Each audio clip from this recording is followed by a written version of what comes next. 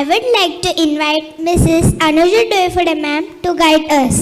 आजच्या आपल्या प्रमुख पाहुण्या आहेत सौ अनुजाताई शंतनू डोयफोडे. त्या प्रजावाणीच्या मानसी या महिला पुरवणीच्या संपादक आहेत. नांदेड एज्युकेशन सोसायटी येथील महिला पुनर्वसन समिती दामिनी आणि SP निर्भया ग्रुपच्या त्या सदस्य आहेत. त्यांच्या कार्यासाठी त्यांना तेजस्विनी कन्या पुरस्कार, नंदीग्राम कर्मयोगिनी पुरस्कार आणि रोटरी व्होकेशनल एक्सलन्स अवॉर्ड 2024 इत्यादी पुरस्कार प्राप्त झालेले आहेत. आज आपल्याला सौ अनुजाताई प्रमुख पाहुण्या म्हणून लाभल्या हे आपले भाग्यच. So ma'am, please come and guide अस.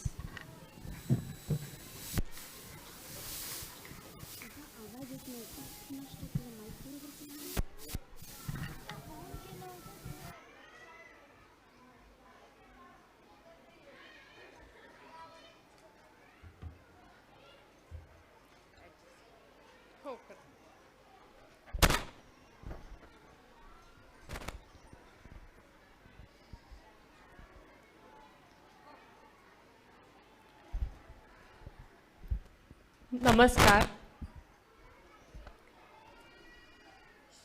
आज आपण सगळेच सेडलिंग स्कूल यांचं गॅदरिंग बघण्यासाठी आलेलो आहोत. आणि जसं तुम्ही बघितलं की हे मुलं किती उत्साही आहेत आणि उत्साहाच्या भरात अँकरिंग करता आहेत. छानपैकी त्यांनी सुगम संगीत गाणं पण म्हटलं आहे. स्वागत गीत अतिशय उत्तम झालेलं आहे.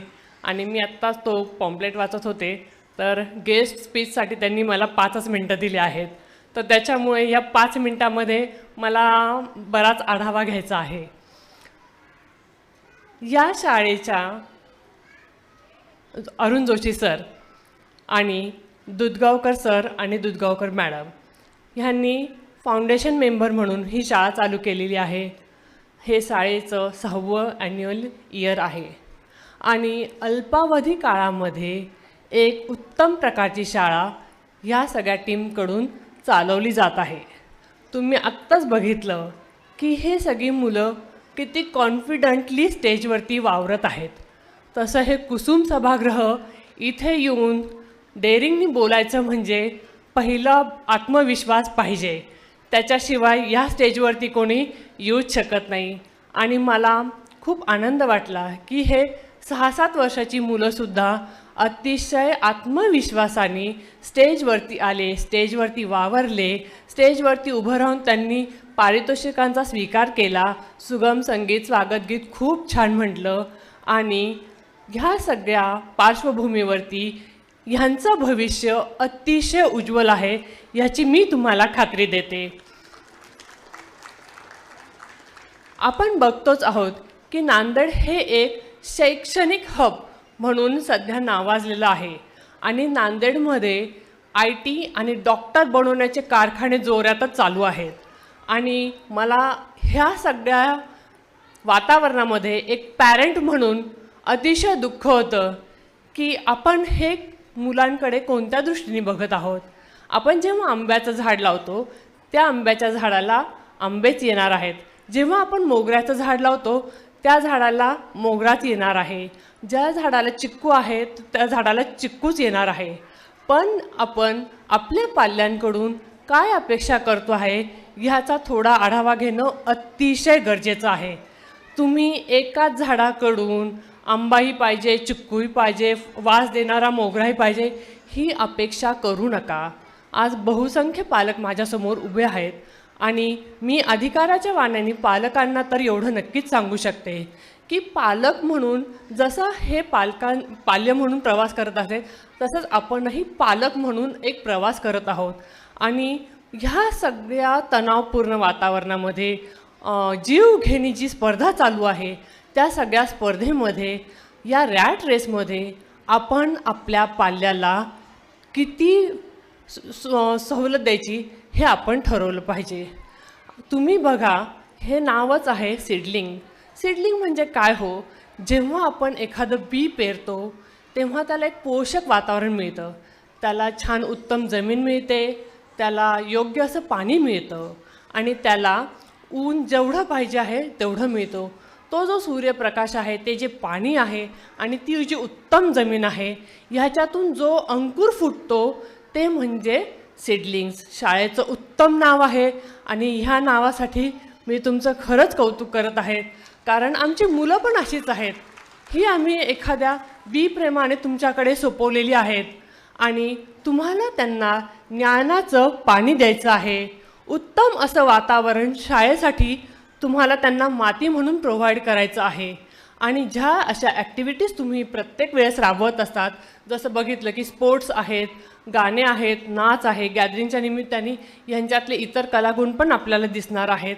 तर ह्या सगळ्याचा असा छान प्रकाश त्यांना मिळाला तर ही सगळीच जी सीड्स आहेत ती खूप छान वटवृक्षामध्ये परावर्तित होतील. त्याला खूप काळ जावा लागेल आणि हा काळच आहे जो आपला पालक म्हणून जी जडणघडण आहे त्याची परीक्षा बघणार आहे. तर मला असं वाटतं की पालक म्हणून आपण हा सगळा आनंद घ्यावा, आपल्या पाल्याला पण ह्या रॅट रेसपासून लांब ठेवावं आणि त्याचं पण आयुष्य कसं निरोगी आणि निरामय होईल याच्यावरती फोकस करावं. अगदी 4 दिवसापूर्वीच मी बातमी वाचलेली आहे. आता IITचे रिझल्ट लागले, मुलीला 90% मिळाले, 92ला ओपनचं क्लोज झालं. ती ॲडव्हान्ससाठी ॲपियर होणार नाही ह्याचं तिला प्रचंड फ्रस्ट्रेशन आलं आणि 12वीतल्या त्या मुलीने जीवनाचा यात्रा संपवली. ही किती दुःखद घटना आहे. आम्ही अनेक शाळांमधून जातो, अनेक पालकांसोबत मी बोलत असते आणि मला जर स्टेज मिळालं तर मी पालकांना जागरूक करण्याचा पहिला प्रयत्न करत असते की प्रत्येकाची कुवत ही वेगळी असते. प्रत्येकाने आपल्या पाल्याची कुवत ही आधी बघा. आईला माहिती असतं की आपलं मूल कितपत हुशार आहे, आपल्या मुलामध्ये कोणते एक्स्ट्रा ऑर्डिनरी गुण आहेत.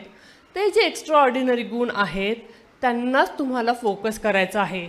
आपण बघितलं 3 महिन्यापूर्वीच गुगेशनी चेसमध्ये ग्रँड स्लॅम जिंकलं. ग्रँड स्लॅम जिंकलं तर जिंकलं, 5 कोटीची मोठीच्या मोठी अमाऊंटसुद्धा त्यांनी जिंकली. तुम्ही जर त्याचं वाचलं असेल तर त्याचे आईवडिलांचा तो प्रवास मुलासोबत कंटिन्यू होता.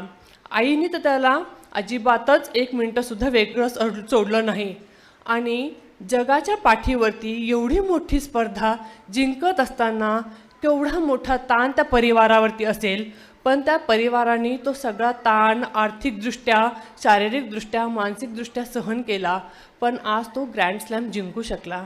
प्रत्येक मूल हे वेगळं असतं. तुम्हाला त्याच्यावरती फोकस करणं खूप गरजेचं आहे. आणि आता तर जगच असं चाललं आहे की तुम्हाला जितक्या स्किल्स येतील तितकं तुमचं मूल ह्या सगळ्या स्पर्धांमध्ये सर्वाईव्ह होईल, ह्या सगळ्या स्पर्धेमध्ये तो टिकून राहील.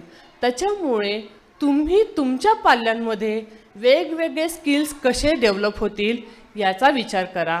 आणि त्याच दृष्टीने ही शाळा तर प्रयत्न करतेच आहेत, पण घरी तुम्ही तुमच्या पाल्यासाठी तसेच प्रयत्न करावे अशी माझी प्रामाणिक इच्छा आहे. आणि ही माझी कळकळीची विनंती आहे की तुम्ही तुमच्या मुलांना समजून घ्या, कारण आईवडिलांनी जर समजून घेतलं नाही मुलांना तर मुलं कोणाकडे बघतील. त्याच्यामुळे एक तळमळीची एक पालक म्हणून सुद्धा माझी तुम्हाला विनंती आहे की तुम्ही तुमच्या मुलाला समजून घ्या. त्याच्यामध्ये जे काही गुण आहेत ते तुम्ही इतर पद्धतीने कसे विकसित होतील त्याच्यासाठी प्रयत्न करा. नांदेडमध्ये पण अनेक अकॅडमी उघडत आहेत. स्पोर्ट्ससाठी आपण मुलांना प्रवृत्त करत आहोत. फुटबॉल आणि क्रिकेटसाठी नांदेडमध्ये चांगल्या क्वालिटीचे ग्राउंडसुद्धा उपलब्ध आहेत. तर तुमच्या मुलाचा कल जर खेळण्याकडे असेल तर तुम्ही निश्चितच त्याला खेळण्याकडे प्रोत्साहन द्या, म्हणजे तो त्या दृष्टीने पुढे जाईल. आणि जसं आपण बघतोच आहेत की मोदींनी पण सांगितलं आहे की जेवढं तुम्ही स्किल्स डेव्हलप कराल तेवढं तुमचं मूल हे वेगवेगळ्या क्षेत्रामध्ये अतिशय नावाजले. तर तुम्ही पण माझी नम्र विनंती आहे की तुम्ही ह्या सगळ्या गोष्टींवरती फोकस करा. प्रत्येक मुलाने डॉक्टर आणि इंजिनियर झालं तर काय होईल, केवढं सॅच्युरेशन होईल ह्याचा तुम्ही थोडा तरी विचार करा. आणि प्रत्येकाचा कल हा वेगळा असतो. कल चाचणी तुम्ही जर बघितली तर प्रत्येकाची कल चाचणी पण वेगळी येते आणि त्या कल चाचणीनुसार प्रत्येक मूलही वेगळं असतं. त्याच्यामुळे आपल्या मुलांकडून फार अपेक्षा न ठेवता त्याला या सुंदर जगाचा आनंद घेऊ द्यात. या सुंदर जगामध्ये त्यांनी त्याचं आयुष्य कसं रुजवावं, कसं फुलवावं, कसं भरावं याच्यासाठी तुम्ही प्रयत्न करा. आणि ह्या स्टेजचा उपयोग करून मी नेहमी माझीही तळमळ पालकांपर्यंत पोहोचवत असते. कारण ह्या जीवनाच्या वाटेवरती अर्ध्यातच कोणीतही मूल हे जग सोडून जाऊ नये अशी माझी प्रामाणिक इच्छा आहे. आणि मी अनेक सामाजिक संघटनांसोबत जोडलेली आहे, तेव्हा मी जगामध्ये काय दुःख आहे हे आम्ही बघतो. आम्ही एकल महिलांसाठी प्रयत्न करतो, आम्ही लहान मुलांसाठी पण वेगवेगळे उपक्रम राबवतो. तर मला असं वाटतं की त्या सगळ्या जगापासून तुमचं मूल, तुमचे परिवार खूप वेगळा आहे. आणि तुमचं हे सुख आहे, तुमचा हा जो तुम्हाला साधनांचा जो मिळालेला वास आहे तो तुम्ही व्यवस्थित उपयोग करा. तुमचं मूल हे ह्या स्पर्धेमध्ये टिकून राहील, चांगल्या प्रकारे टिकून राहील, मानसिकदृष्ट्या, शारीरिकदृष्ट्या, बौद्धिकदृष्ट्या सुदृढ कसं होईल याच्यावरती तुम्ही फोकस करा. आणि हे जर सगळं व्हायचं असेल तर मुलांना सर्वात प्रथम स्पोर्ट्ससाठी तुम्ही एनकरेज करा. यांनी सांगितलं की हे खूप छान स्पोर्ट्स ॲक्टिव्हिटीज या शाळेतर्फे राबवली जातात. हे खूप चांगलं आहे, कारण आपण बघितलं की कोणतेही स्पोर्ट्स 5-10 मिनटं जरी खेळले तर आपलं माइंड एकदम रिलॅक्स होतं. हा जो ताणतणाव आहे, हा ताणतणाव कमी करण्यासाठी खेळ हे माध्यम असं आहे की तो तुम्हाला एकदम झिरोवरती तुमचा ताणतणाव आणून ठेवतो. खेळ खेळत असताना त्याला पुरेशी झोप मिळाली पाहिजे ह्याचा तुम्ही विचार करा. आजकाल शाळा खूप झाले, सकाळीच असतात. शाळा झाले की आम्ही आमच्या मुलांना ट्युशनमध्ये टाकून देतो. शाळेतून आला तो कसा तरी जेवला की तो ट्युशनला कसा जाईल हे आम्ही बघतो. ट्युशनवरून आला की तो स्टेडियमवरती कसा जाईल, कसा स्पोर्ट्स खेळेल हे आम्ही बघतो. तो मुलगा जेव्हा 7 वाजता घरी येतो तेव्हा तुम्ही त्याची एनर्जी लेवल बघा की तो पूर्ण डाऊन झालेला असतो. ही फरफट आपण का बरं आपल्या मुलांकडून करून घेतो आहे? प्रत्येक मूल वेगळं आहे, प्रत्येकाची कुवत वेगळी आहे, त्याच्यावर तुम्ही फोकस करा. मग आहार, झोप आणि खेळ ह्या गोष्टींवरती फोकस करा. बाहेरचं खाद्यपदार्थ शक्यतो तुम्ही मुलांना देऊ नका. आता तर खूपच रील्स आणि व्हॉट्सअपच्या माध्यमातून येत आहे की बाहेरचं फूड किती हानिकारक आहेत. आणि पॅकेट्स फूड तर हे मुलांना तर अतिशयच हानिकारक आहेत, ते कधीच देऊ नये अशी सगळीकडे जाहिरातबाजी होत आहे. तर यावरती फोकस करा. थोडे एफर्ट्स तुम्ही घ्या, थोडे एफर्ट्स शाळा घेईल. अशा रीतीने आपण आपली ही सगळी गुणवंत मुलं पुढे आणूयात आणि पुढच्या काही वर्षामध्ये ही पण वेगवेगळ्या क्षेत्रामध्ये नावारूपाला येतील अशी मी माझ्याकडून भरपूर असे आशीर्वाद त्या मुलांना देते. मला शाळेने इथे बोलवलं, तुम्ही सगळ्यांनी माझं 2 मिनटं शांतपणे ऐकून घेतलं, याबद्दल मी तुम्हा सर्वांचेच आणि शाळेतर्फे खूप खूप आभारी आहे. धन्यवाद.